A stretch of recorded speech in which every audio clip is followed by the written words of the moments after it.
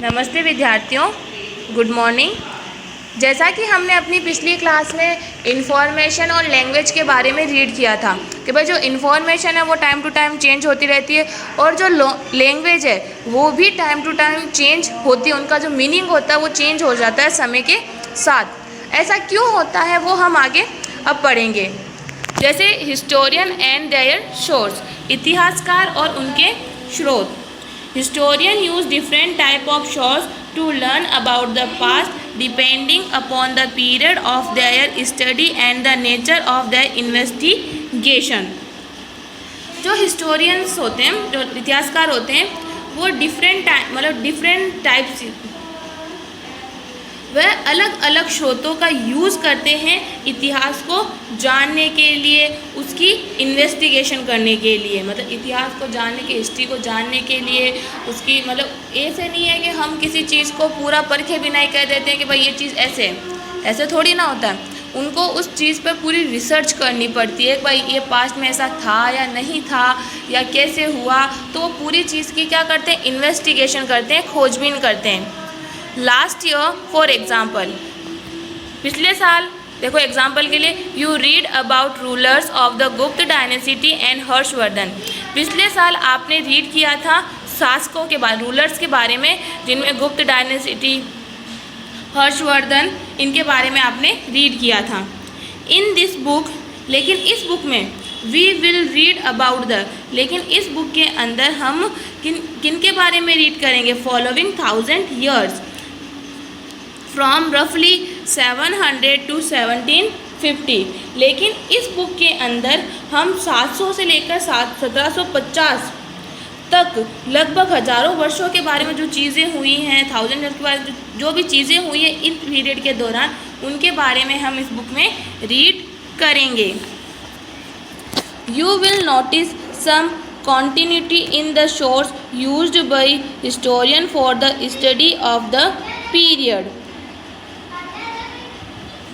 आप लोगों ने कुछ नोटिस किया होगा कि मतलब काफ़ी ऐसी चीज़ें हैं इतिहासकारों के द्वारा, जो सोर्स हैं उनमें काफ़ी ऐसी चीज़ें हैं जिनकी, जो हमारी इस युग में मिलने जुलने वाली है। मतलब बहुत सी बातें आपको ऐसी मिलेगी जो पिछले युग में भी ऐसी ही थी और अभी भी ऐसी ही है, सेम है।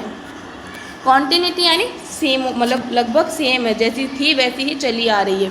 They still relay on coins, inscription, architecture and textual record for information. जो हिस्टोरियंस है वो क्या करते हैं, इन चीज़ों, मतलब जो हिस्ट्री के बारे में जो इंफॉर्मेशन इकट्ठा करने के लिए वो किन का यूज़ करते हैं, कॉइन्स का यूज़ करते हैं, इंस्क्रिप्शन यानी वो शिलालेख पत्थरों पे लिखे होते हैं ना, उनका यूज़ करते हैं, आर्किटेक्चर यानी जो दीवारों पर डिज़ाइंस बनाई जाती हैं उनका यूज़ करते हैं, एंड टेक्सुअल रिकॉर्ड, इसके अलावा जो लिखित रिकॉर्ड्स होते हैं इनके द्वारा वह अपने हिस्ट्री की जो भी इंफॉर्मेशन है उसे प्राप्त करते हैं। बट देयर इज़ ऑल्सो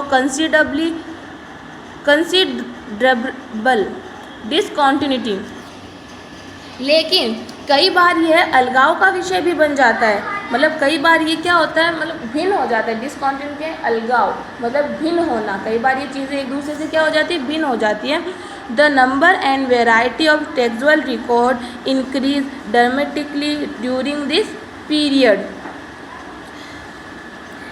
इस मतलब the number and variety of textual, जो लिखित सामग्री होती है, इनकी जो संख्या है, इनके जो नंबर्स हैं वो अलग अलग समय में, मतलब समय के दौरान बढ़ती चली जाती है, उनमें विस्तार होता है। क्यों, अगर आगे जैसे कोई पिछला जो भी सेशन चल रहा है, मतलब जो कोई भी पीरियड चल रहा है, टाइम चल रहा है, उसके जो रिकॉर्ड्स होंगे वो अलग होंगे, उसके आगे का जो समय होगा उसके जो रिकॉर्ड्स होंगे वो क्या होंगे, अलग होंगे। They slowly displaced other type of available information. इसके आगे जैसे कि देखो आप, इतिहासकार क्या करते हैं, इंफॉर्मेशन के जो दूसरे स्रोत होते हैं उन्हें धीरे धीरे इस्तेमाल करके क्या करने लगते हैं, कम करने लगते हैं। जो भी जो चीज़ें होती है अवेलेबल होती है उसे क्या करते हैं, कम करने लगते हैं। Through this period paper gradually become cheaper and more widely available. इस समय में मतलब कि जो 700 से लेकर 1750 तक, मतलब 700 से लेकर 1750 तक जाते आते जो कागज़ होता है, पेपर होता है, वो क्या हो गया था, बहुत ही सस्ता हो गया था और बड़े पैमाने पर उपलब्ध होने लगा था। ये बात इन्होंने क्यों कही? ये बात इन्होंने इसलिए कही कि भाई एक टाइम ऐसा भी था कि पेपर के लिए लोगों को बहुत मेहनत करनी पड़ती थी या उन्हें इजीली पेपर मिलते नहीं थे। जैसे कि देखो द वैल्यू ऑफ पेपर यहाँ दिया हुआ है। आज तो हमारे पास नोटबुक होती है पूरी पेपर की, जब मन चाहा उससे पेपर निकाला और उसे फाड़ दिया। लेकिन एक टाइम ऐसा था जबकि हमें पेपर की वैल्यू होती थी। जैसे कि देखो कंपेयर द फॉलोइंग यहाँ दिया हुआ है। In the middle of the 13th century scholar wanted to copy a book. 13वीं शताब्दी के मध्य एक स्कॉलर यानी विद्वान था जिसे क्या चाहिए था, एक पेपर चाहिए था, प्रतिलिपि, मतलब एक प्रतिलिपि बनाने के लिए पेपर्स की आवश्यकता पड़ी, प्रतिलिपि की ज़रूरत पड़ी। But he did not have enough paper, लेकिन उसके पास कोई भी पेपर नहीं था, मतलब उसे जो चीज़ लिखनी थी उसके लिए उसके पास क्या नहीं थी, कोई बुक नहीं थी। So he watched the writing of a manuscript. He did not want to write the paper and use it. तो उसने क्या किया, एक मैन्यूस्क्रिप्ट, तो उसने एक पांडुलिपि को इतना ढो डाला कि उसकी जो जिससे उसकी ज़रूरत नहीं थी, मतलब उसने एक पांडुलिपि ली जिससे उसकी एक बार so he was the writing of a manuscript he did not want. तो उसने क्या किया, एक मैन्यूस्क्रिप्ट ली, पांडुलिपि ली और जो उसे चाहिए नहीं थी उसे धो डाला और dried the paper and use it, और उसे एक कागज़ बनाकर और उसे सुखाकर उसका इस्तेमाल किया। तो उसे देखो कितनी मेहनत करनी पड़ी, उसे एक पांडुलिपि लेनी पड़ी, उसने धोया, फिर उसको उसने सुखाया, फिर उसने उसके कागज़ के रूप में प्रयोग किया। लेकिन आज हमारे पास ये जो कागज़ है ये आसानी से उपलब्ध हो रहे हैं। सेकंड देखो, a century later if you bought some food in the market you could be lucky and have the shopkeeper wrap it for you in some paper। एक सदी बाद, मतलब एक सेंचुरी के बाद, अगर आप बाज़ार से कोई खाद्य सामग्री खरीदते हैं, मतलब एक सेंचुरी बाद में आप कोई फूड सामग्री खरीदते हैं मार्केट से, तो यू हैव लकी, तो आप खुद को किस्मत वाला समझिए कि आपकी किस्मत कितनी अच्छी है कि दुकानदार जो शॉपकीपर है वो आपको एक कागज़ की वस्तु में कोई चीज़ लपेट कर दे रहा है। भाई जो उस समय उसने कितनी मेहनत से एक कागज़ बनाया था, और आज हमारे पास इतना कागज़ अवेलेबल है कि जो लोग हैं वो हमें अपनी जो सामान है कुछ मार्केट से ख़रीद रहे हैं तो वो किस में लपेट के दे रहा है, कागज़ में दे रहा है। तो देखो, when was paper more expensive and easily available in the 13 on the 14th सेंचुरी। तो आप ही बताइए कि कागज़ कब अधिक महंगा हुआ, 13th सेंचुरी में महंगा हुआ या 14th सेंचुरी में? भाई 13th सेंचुरी में महंगा हुआ ना कागज़। अब आगे, people used it to write holy text, chronicles of rulers, letters and teaching of sons, petition and judicial record and from register of account and taxes। इसके अलावा भाई कागज़ का तो हो गया, भाई कैसे उपलब्ध हुआ। इसके अलावा जो लोग धर्म ग्रंथ थे, जो भी रूलर थे, वो होली टेक्स्ट थे, क्रॉनिकल्स थे, लेटर्स थे, टीचिंग थे, संत के शासकों के वृत्तांत। क्रॉनिकल्स यानी होता है वृत्तांत, मतलब जो कोई शासक है कहीं जाता था तो उसके बारे में उसने जो भी चीज़ लिखी थी उसका वृत्तांत होता था। संतों द्वारा जो पढ़ाई करवाना या लेखन करना या उपदेश देना। पिटिशन यानी होता अर्जियाँ करना। एंड जुडिशल रिकॉर्ड यानी अदालतों के दस्तावेज। And for register of account and taxes, और उसके अलावा उस समय जो भी अकाउंट्स की व्यवस्था होती थी या टैक्सेस होती थी, इनसे भी पता चलता है कि उस समय कागज़ की व्यवस्था हो चुकी थी। Manuscript were collected by wealthy people, rulers, monasteries and temples. इसके अलावा जो रिच पीपल होते थे, जो मतलब कि वेल्थी पीपल होते थे, वेल्थ यानी धन का, मतलब जो अमीर लोग होते थे, केवल वही लोग इन धर्म ग्रंथों को या इन लिपियों को, इन पांडुलिपियों को एकत्रित करते थे।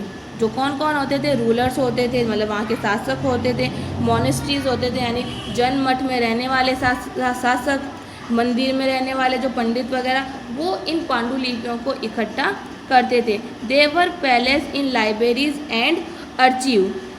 इन पांडुलिपियों को कहाँ रखा जाता है, जो लाइब्रेरीज यानी पुस्तकालय में, या अर्चीव यानी होता है अभिलेखागार, इनको अभिलेखागार में या पुस्तकालयों में रखा जाता है। These manuscripts and document provide a lot of detail information to historians but they are also difficult to use. ये जो मैन्यूस्क्रिप्ट्स हैं ये हिस्टोरियंस को बहुत सारी डिटेल देते हैं पास्ट के बारे में, लेकिन इनको समझना, इनके बारे में जानना बहुत ही डिफ़िकल्ट है। इसको मतलब इनका यूज़ लेना उनके लिए बहुत ही डिफ़िकल्ट है। आज हमें फर्स्ट सेकंड थर्ड क्लास के बच्चे को बोल दें कि आपके पास ये संस्कृत की बुक है, आप इसको पढ़ो और बताओ, तो उसने कभी संस्कृत देखी ही नहीं, उसने उस लैंग्वेज को पढ़ा ही नहीं, तो उसके बारे में हमें बता सकता है क्या? नहीं, उसे जानना पड़ेगा वो लैंग्वेज क्या है, कहाँ से आई है, कब यूज़ में होती थी, कैसे पढ़ा जाता, मतलब वो सारी चीज़ें वो जानेगा तभी तो उसका यूज़ करेगा। और यही प्रॉब्लम हिस्टोरियंस के साथ में होती थी। There was no painting press, sorry ये देखो इधर एक बॉक्स में अर्चीव यानी होता है अभिलेखागार। A place where document and manuscript are stored, वह स्थान जहाँ पर डॉक्यूमेंट और मैन्यूस्क्रिप्ट को रखा जाता है। Today all national and state governments have archive where they keep all their all official record and transaction. आज के समय में जितने भी राष्ट्रीय और राज्य हैं वे अभिलेखागार होते हैं जहाँ वे अपने तमाम पुराने सरकारी और जो भी लेन देन के ब्यौरे होते हैं, ऑफिशियल रिकॉर्ड होते हैं, उनको वहाँ पर रखते हैं। उन्हें क्या कहते हैं? अर्चीव कहते हैं आज के समय में। और पहले किसे कहते थे? जहाँ पर डॉक्यूमेंट्स और मैन्यूस्क्रिप्ट रखे जाते थे। There was no printing press in those days, so scribe copied manuscript by hand. Past time में मतलब पुराने समय में लोगों के पास प्रिंटिंग प्रेस यानी जो प्रिंट करने, आज हमारी बुक्स हैं वो प्रिंट होके आती है, लेकिन उनके टाइम में कोई प्रिंटिंग बुक नहीं थी। तो वो लोग क्या करते थे, जो भी दूसरी बुक्स होती थी या जो भी मैन्यूस्क्रिप्ट्स होते थे उन्हें हाथों से कॉपी करते थे, मतलब उसमें से देखकर दूसरी कॉपी में हाथ से लिखते थे। If you have ever copy a friend homework, you would know that this is not a simple exercise. यदि आपने कभी अपने फ्रेंड की कॉपी से होमवर्क कॉपी किया है तो आप ये जानते हैं कि यह कोई आसान काम नहीं है। Sometimes you cannot read your friend's handwriting and are forced to guess what is written.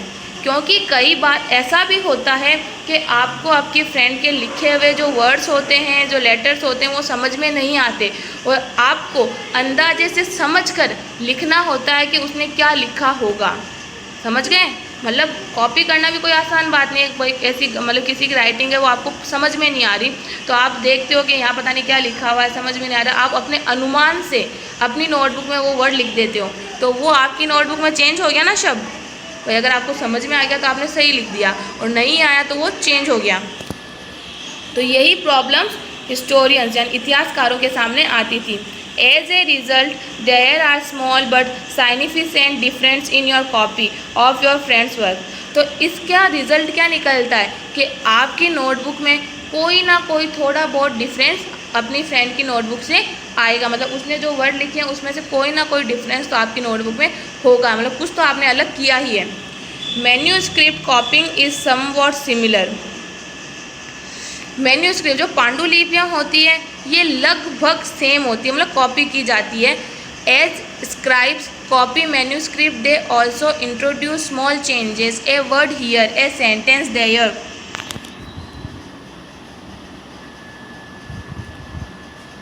As scribe copies manuscript.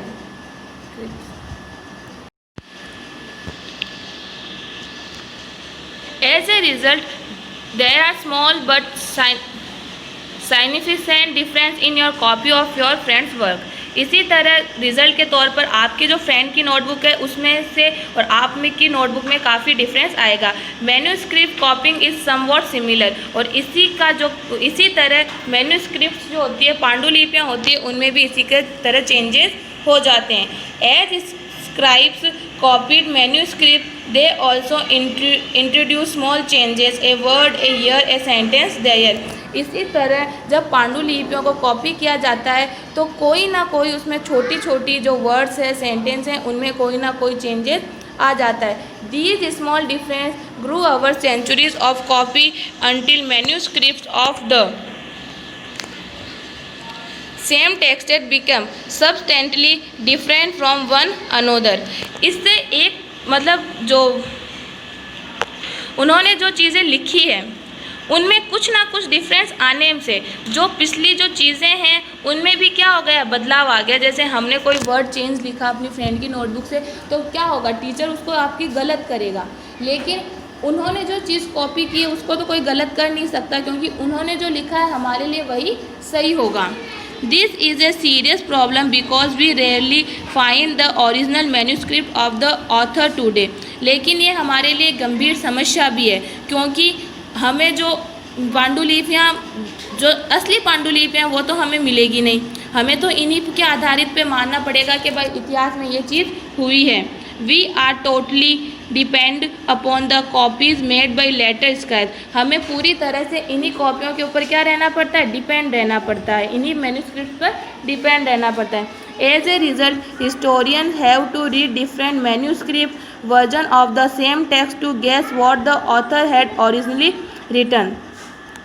इस तरह इन इतिहासकारों ने जो भी चीज़ें लिखी हैं, चाहे वह अलग लिखी हो, चाहे वह किसी भी तरह से उन्होंने इनको लिखा हो, हमें इन्हीं के द्वारा अंदाज़ा लगाना पड़ता है कि भाई लेखक ने क्या लिखा होगा या उस समय क्या चीज़ें हुई होगी. इतिहासकारों को एक ही ग्रंथ की विभिन्न प्रतिलिपियों का अध्ययन करना पड़ता है. भाई इतिहासकार क्या करते हैं, जो उस समय की मैन्यूस्क्रिप्ट्स होती है उनका अध्ययन अलग अलग का करना पड़ता है. आज के लिए इतना ही रीड करते हैं, बाकी कल रीड करेंगे.